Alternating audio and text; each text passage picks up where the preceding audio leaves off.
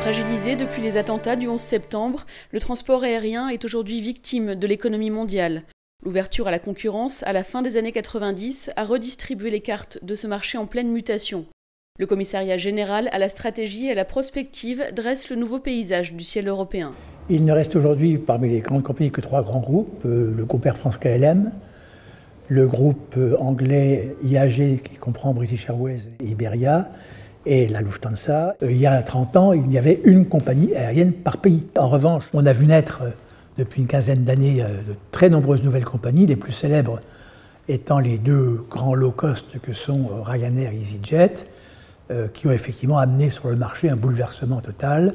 Montée en puissance des compagnies d'Asie et des pays du Golfe, agressivité commerciale des low-cost, les temps sont durs pour les compagnies européennes, à tel point que Ryanair transporte aujourd'hui plus de passagers qu'Air France-KLM.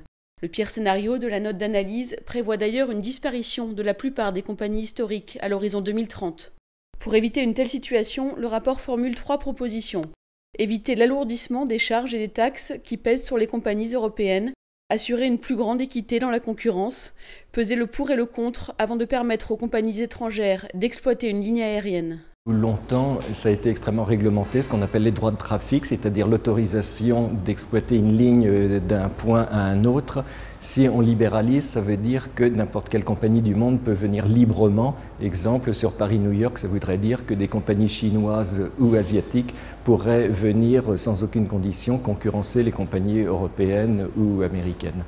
Les pouvoirs publics devront donc se montrer vigilants pour préserver la rentabilité du transport aérien européen. La libéralisation a été très large. Nous pensons que le moment est venu de s'interroger sur sa poursuite et d'éviter effectivement de libéraliser de nouveaux marchés sans s'assurer à chaque moment que les avantages, à la fois pour les usagers et les compagnies, l'emportent sur les inconvénients. On a beaucoup ouvert.